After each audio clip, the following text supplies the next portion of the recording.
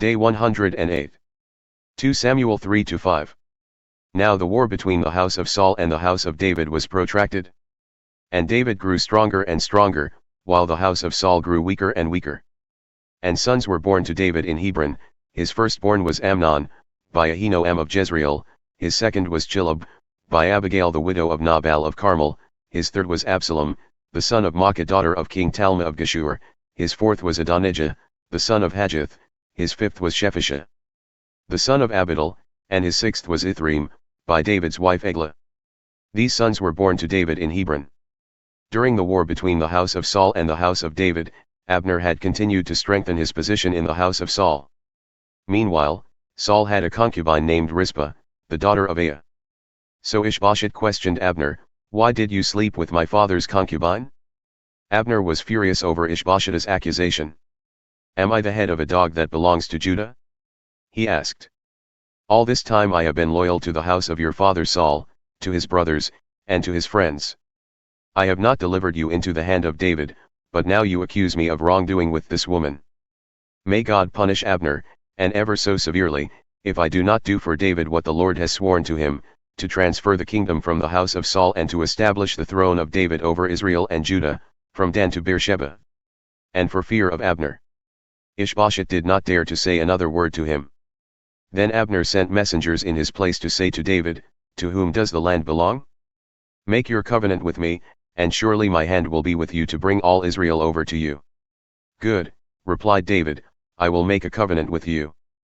But there is one thing I require of you, do not appear before me unless you bring Saul's daughter Michal when you come to see me." Then David sent messengers to say to Ish-bosheth son of Saul, "Give me back my wife, Michal, whom I betrothed to myself for 100 Philistine foreskins." So Ish-bosheth sent and took Michal from her husband Paltiel son of Laish. Her husband followed her, weeping all the way to Bahurim. Then Abner said to him, "Go back." So he returned home.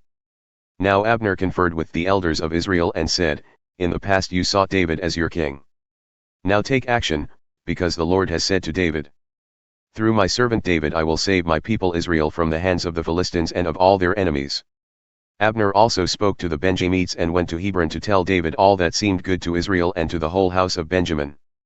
When Abner and 20 of his men came to David at Hebron, David held a feast for them.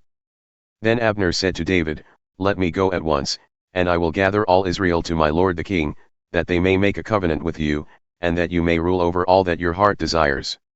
So David dismissed Abner, and he went in peace. Just then David's soldiers and Joab returned from a raid, bringing with them a great plunder. But Abner was not with David in Hebron because David had sent him on his way in peace. When Joab and all his troops arrived, he was informed, "Abner son of Ner came to see the king, who sent him on his way in peace." So Joab went to the king and said, "What have you done? Look, Abner came to you. Why did you dismiss him? Now he is getting away. Surely you realize that Abner son of Ner came to deceive you and to track your movements and all that you are doing." As soon as Joab had left David, he sent messengers after Abner, who brought him back from the well of Sirah, but David was unaware of it. When Abner returned to Hebron, Joab pulled him aside into the gateway, as if to speak to him privately, and there Joab stabbed him in the stomach. So Abner died on account of the blood of Joab's brother Asahel.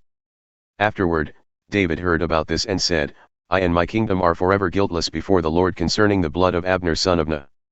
May it whirl over the heads of Joab and the entire house of his father, and may the house of Joab never be without one having a discharge or skin disease, or one who leans on a staff or falls by the sword or lacks food." Joab and his brother Abishai murdered Abner because he had killed their brother Asahel in the battle at Gibeon. Then David ordered Joab and all the people with him, "Tear your clothes, put on sackcloth, and mourn before Abner." And King David himself walked behind the funeral bier. When they buried Abner in Hebron, the king wept aloud at Abner's tomb, and all the people wept. And the king sang this lament for Abner, "Should Abner die the death of a fool? Your hands were not bound, your feet were not fettered. As a man falls before the wicked, so also you fell." And all the people wept over him even more. Then all the people came and urged David to eat something while it was still day, but David took an oath, saying, "May God punish me, and ever so severely, if I taste bread or anything else before the sun sets." All the people took note and were pleased. In fact, everything the king did pleased them. So on that day all the troops and all Israel were convinced that the king had no part in the murder of Abner son of Ner. Then the king said to his servants, "Do you not realize that a great prince has fallen today in Israel? And I am weak this day, though anointed as king, and these men, the sons of Zeruiah, are too fierce for me. May the Lord repay the evildoer according to his evil." Now when Ish-bosheth son of Saul heard that Abner had died in Hebron, he lost courage, and all Israel was dismayed. Saul's son had 2 men who were leaders of raiding parties. One was named Baanah and the other Rechab. They were sons of Rimmon the Beerothite of the tribe of Benjamin. Beeroth is considered part of Benjamin, because the Beerothites fled to Gittaim and have lived there as foreigners to this day. And Jonathan son of Saul had a son who was lame in his feet. He was 5 years old when the report about Saul and Jonathan came from Jezreel. His nurse picked him up and fled, but as she was hurrying to escape, he fell and became lame. His name was Mephibosheth. Now Rechab and Baanah, the sons of Rimmon the Beerothite, set out and arrived at the house of Ish-bosheth in the heat of the day, while the king was taking his midday nap. They entered the interior of the house as if to get some wheat, and they stabbed him in the stomach. Then Rechab and his brother Baanah slipped away. They had entered the house while Ish-bosheth was lying on his bed, and having stabbed and killed him, they beheaded him, took his head, and traveled all night by way of the Arabah. They brought the head of Ish-bosheth to David at Hebron and said to the king, "Here is the head of Ish-bosheth son of Saul, your enemy who sought your life. Today the Lord has granted vengeance to my lord the king against Saul and his offspring." But David answered Rechab and his brother Baanah, the sons of Rimmon the Beerothite, "As surely as the Lord lives, who has redeemed my life from all distress, when someone told me, 'Look, Saul is dead,' and thought he was a bearer of good news, I seized him and put him to death at Ziklag. That was his reward for his news. How much more, when wicked men kill a righteous man in his own house and on his own bed, shall I not now require his blood from your hands and remove you from the earth?" So David commanded his young men, and they killed Rechab and Baanah. They cut off their hands and feet and hung their bodies by the pool in Hebron, but they took the head of Ish-bosheth and buried it in Abner's tomb in Hebron. Then all the tribes of Israel came to David at Hebron and said, "Here we are, your own flesh and blood. Even in times past, while Saul was king over us, you were the one who led Israel out and brought them back. And to you the Lord said, 'You will shepherd my people Israel, and you will be ruler over them.'" So all the elders of Israel came to the king at Hebron, where King David made with them a covenant before the Lord. And they anointed him king over Israel. David was 30 years old when he became king, and he reigned 40 years. In Hebron he reigned over Judah 7 years and 6 months, and in Jerusalem he reigned 33 years over all Israel and Judah. Now the king and his men marched to Jerusalem against the Jebusites who inhabited the land. The Jebusites said to David, "You will never get in here. Even the blind and lame can repel you." For they thought, "David cannot get in here." Nevertheless, David captured the fortress of Zion, that is, the city of David. On that day he said, "Whoever attacks the Jebusites must use the water shaft to reach the lame and blind who are despised by David." That is why it is said, "The blind and the lame will never enter the palace." So David took up residence in the fortress and called it the city of David.